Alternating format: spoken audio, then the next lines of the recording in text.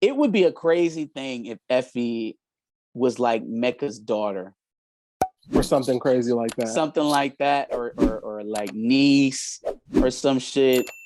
She was always talking about her uncle was in the game. I don't know. I guess it could be possible. It would make a little bit of sense as to why else Mecca would want to be sticking around. It would also make sense as to why Effie chose now to try to move in on Tariq. Because she could have just as easily, the way she's using Braden, she could have used Tariq to try to go after the Tejadas. So there does seem to be a very particular way, and they're both moving. I could see a multi-front attack from Mecca and Effie at the same time. Here's the problem, though. A story like that requires someone who has elite writing ability. And so, maybe we're just not going to get something like that out of that. So I don't know if they've gone that deep into it, but you got to keep your eye on Effie at all times, because you don't know whether you're coming or going with her. For sure. So Mecca goes in to look for his bag, which we didn't know too much about before, but he can't find it. And so he comes out basically screaming at Kane to find his bag. And it was at this point that he tells Kane, like, I know you stole the drugs, but I need this bag. And at that point, he locked Kane into the house. And so now he's got nowhere to go. And then he calls Monet. You knew he stole the drugs?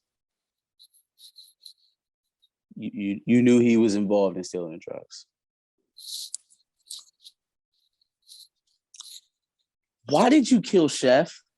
Why the fuck did you kill Chef? No, like, not fake kill him or, knock him out and torture him for a couple of days, but really he was fine and he was just trying to. No, like, you said he was a mole. What, the mole to who? The only reason I can see why he killed Chef is to end up making Kane number 2 so that he can keep him closer. But even that lacks foresight. A lot of foresight. You killed your best man to make him number 2, like that. None of that makes sense. You didn't even have to kill him to do that. Like, you didn't have to murder him to do it. I don't know, man. I don't get it. But yeah, all right. So then, boom. He's like, all right, I knew you stole the shit from me, but you can't have that ring. Did you not look? If you knew Kane stole from you, right? Kane went back to your apartment to find Chef and get the guns.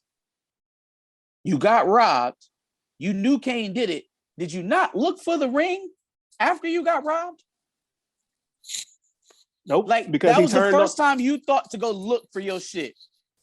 And then after accusing him, that's when he decided to turn on the tracker. No, listen, man. I just think we're looking for too much. We are. At this point, I just think we're looking for too much. But this episode was very hard to get through. I'm not gonna lie. Yeah, I mean, a lot of stuff happened, but like you said, it was a lot of unbelievable stuff happened. Mm-hmm. Which, moving forward, Tariq does have the bag, decides to look into it, and finds case files, the U.S. versus Dante Spears, and decides to send them to somebody, but we don't exactly know who. So then Davis McLean informs Tariq, which we now find out that Davis is the person he sent those case files to, that Dante is probably one of the biggest informants out there. Extremely well protected, which is why they sent him overseas. And as he's getting this information, Mecca ends up inside Tariq's room. Mm-hmm. When he does that, Mecca tells Tariq that he knows Ghost and Tommy and what Tariq did to Ghost. He know everybody. Yeah. Tariq then calls him the GOAT of global global snitching. And then, a little tussle ensues, which ends up with Tariq somehow negotiating $2 million out of Mecca. Well, yeah, boy, I know you state witness now, so what's up? And you can't kill me because you need your ring back and you need your case files and all that other stuff to prove that you was a good little snitch, and so you can travel. I'm not gonna lie, man. I'm a little disappointed in the informant arc. Not that it wasn't, done competently. It was done well enough. I just feel like it's a little, makes it underwhelming now. Now I look at Mecca and it's like, oh, you just a snitch. You know what I'm saying? You kill so easily because you have the backing of the American government to do so. And as long as you kill the right people, they'll never bother you. That's why you're as vicious as you are, not because you don't have a fear. You have a fear of prosecution ever. You can live this life as long as you want to without ever having to worry about the consequences coming from the law. So that's why you so tough. Yeah. Got this nigga a plane. Like, come on, man. And you know what? I'm actually mad that I didn't see it coming further, because for somebody to not come from a crime family and have a private jet and a private hangar in New York, that's either some billionaire money status type shit, or it's the fucking government, or it's the feds. And we probably should have seen that coming a little earlier, because where were Ghost and Tommy hiding their shit? In fucking warehouses in the industrial districts and shit like that, back alleys and shit like that. Not fucking private jet hangars where celebrities and politicians come in to take flight. You know what I'm saying? The only people that would have access to that are those type of people in the government. Did we not ponder in episode 1 and 2 whether or not Mecca was a cop? We did say he could be a cop, and we kind of got away from it because they did a decent job of convincing us that he was, this hardcore gangster. But I don't know. Yeah, I'm a little let down by the fact he's a snitch. I am. I'm not gonna lie. I did find it interesting though that he used to work for Lobos, and that he was the reason that Lobos even got arrested in the first place. Because when that shit happened, remember that was like a saving grace for Tommy and Ghost. Yep. They was like, oh, for real? Oh, that's a saving grace. You mean I get up out under FA? Oh, come on, get him up through. We're gonna catch him in transit and do what we need to do, right? That set all of that in motion. So yeah, if Ghost were alive, he would definitely be helping, or Dante would definitely be helping them. They would have every reason to help each other. They technically did, because since Ghost and Tommy did kill Lobos, now he's never going to find out that Mecca was the one that ratted him out. Yep. And that's why he's been able to move so freely as a snitchy. Facts. So Braden takes Lauren to a deserted spot in the woods, and then she's wondering where the fuck they're going. So then he gets out of the car, pulls a gun out on Lauren, but then decides to throw her a bag full of money. Nobody knows where the fuck that money came from, by the way. And then all of a sudden, Effie pulls up and then pistol whips Lauren and knocks her the fuck out, by the way, which is nuts. Gets her into the car and then takes the bag and then takes the bag of money, which was that payment by Braden to handle whatever situation. So this entire scene, I feel like they were, you know what? I don't know what they were going for. It's confusing, and I don't get it. Okay, so Braden takes her out in the middle of nowhere, obviously, to do what he needs to do, right?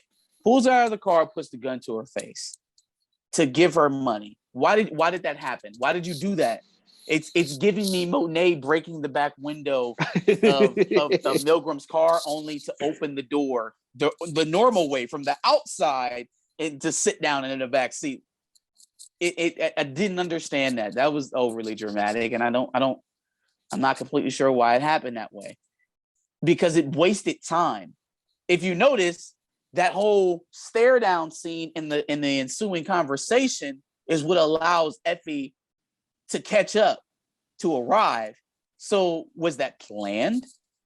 Or did you literally just waste 90 seconds of what could have been the rest of my life bullshitting around like you were about to shoot me when you could have just gave me the shit and told me to run? Yep. Okay, there's a bus route, there's a bus station up the street. Like you could have literally just dropped me off there and pulled the fuck off. So did he do that purposely for Effie to pull up? But then even if he did, right? So Effie pulls her out, pistol whips her, pushes her in the car. And then they have this weird moment right before she gets in the car where they like seem to nod to each other, which is almost like that's what was supposed to happen. But at the same time, Effie is the one that told him, like, look, you know what you need to do. Like, just do it. Like she was telling him, she knows that Lauren has to die. So I don't understand why she would say all that to him, coax him into doing that, and then help him not kill Lauren. But then even if she then pulls up to kill Lauren, is that the way you had to hand it off? Like, did you do all of those theatrics just so that Lauren could have a fond memory of you when she's dying? Like, oh, at least Braden tried to let me go. Pow, and that makes you just so you can feel better about it. Like, I didn't understand that scene at all. Like, I understand that something needed to happen to Lauren. I just don't understand what all the theatrics were about it. I didn't understand that. I couldn't tell you. The only thing that I definitely think happened is, if we're to believe that this was all planned, then he gave Lauren the money so that Effie can pick it up off of her. That's the only thing I can think. Like, that was payment to Effie. So to take care of the maybe situation. ultimately he knew he couldn't do it. So he did all of that with Lauren just to let Effie catch up so that she knew, so there was no risk of them realizing or her realizing that they were being followed.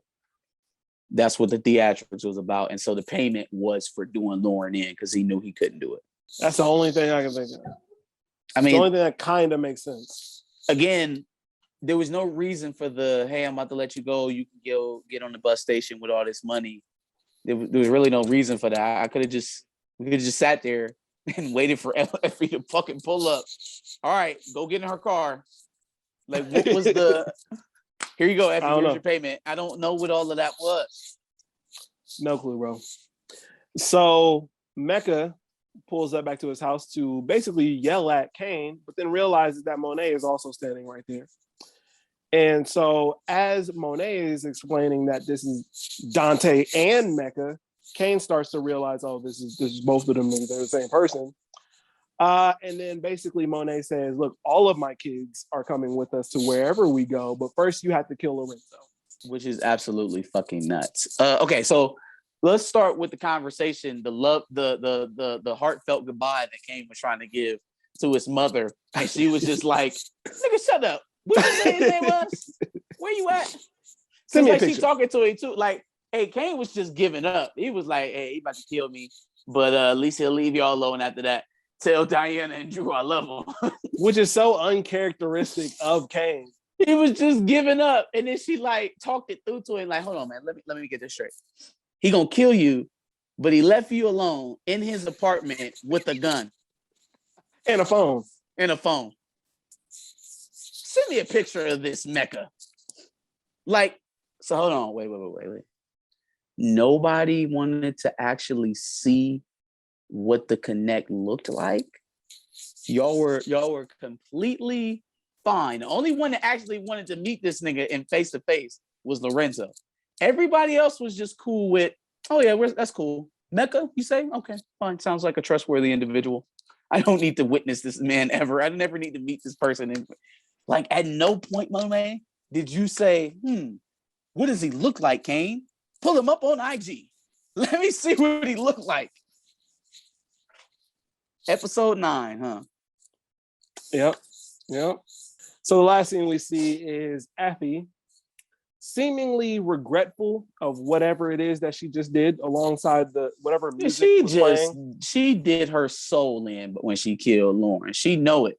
She knows it. She knows she was dead ass wrong. Because even though, yeah, it's a risk leaving Lauren alive, but you know damn well that shit is going to destroy Tariq. That he's responsible for someone else's death that he loved. And you made that happen despite all his efforts to save her. You know you dead ass wrong for that. And it's all in some fucked up play, either to take the business over for herself, or maybe this backdoor, Mecca father-daughter relationship thing is what's in play. But she knows she dead ass wrong for that. She knows she is. But what if she didn't kill Lauren? I mean, we didn't see a body. Nah, she killed her. Because why would you feel so guilty about saving someone that Tariq loves? Why would you feel so guilty about making sure she didn't die? Maybe she was so sure that that was the thing that had to be done, but she couldn't herself do it. And so now she's regretful for maybe keeping her alive because she knows what a detriment Lauren could be. It's a possibility. I'm much more of the thought that Lauren is, and we'll probably be finding out soon.